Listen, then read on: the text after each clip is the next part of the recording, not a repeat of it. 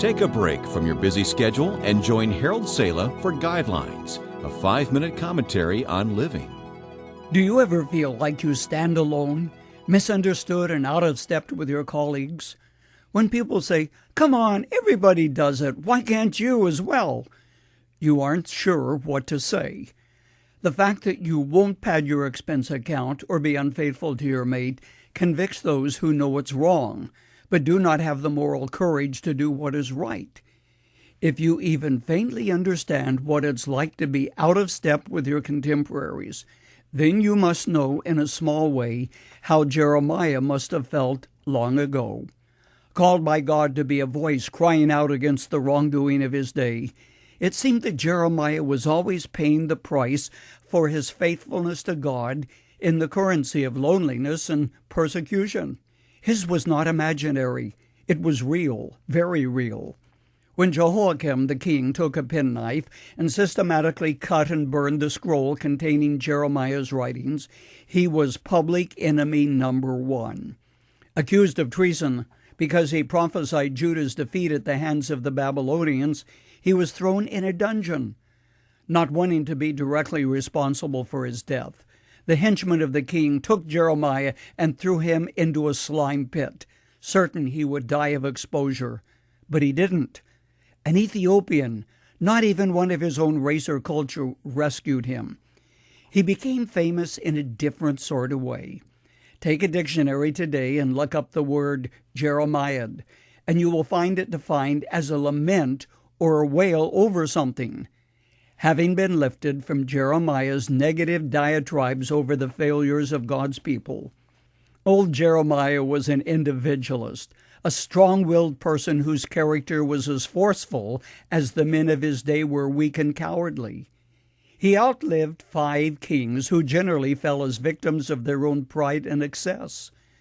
Though he was hated with a passion, people knew Jeremiah was right.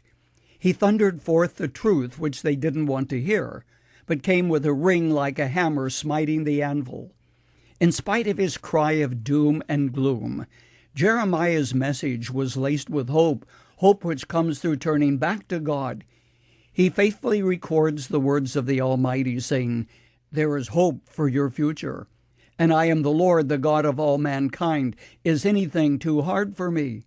And I know the plans that I have for you, declares the Lord, plans to prosper you and not to harm you, plans to give you a hope and a future.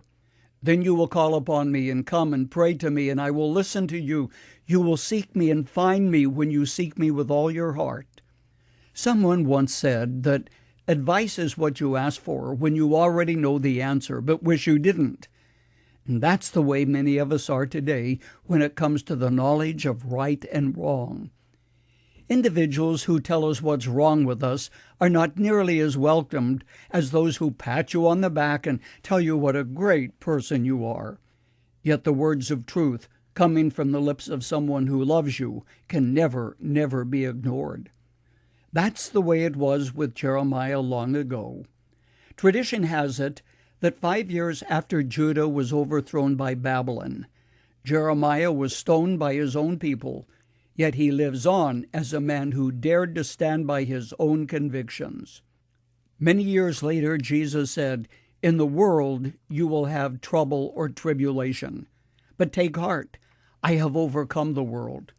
And friend, so can you, by God's grace and strength. It is the enabling of His Holy Spirit that allows you to be a victor, and never forget that.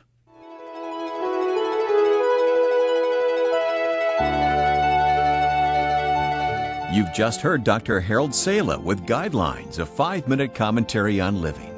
If you would like to listen to the program again, download a copy, subscribe to our e-commentary, or view other resources, visit guidelines.org. We would like to hear from you too. You can email us at info@guidelines.org. That's info@guidelines.org. Thanks for listening, and we invite you to join us again for the next edition of Guidelines.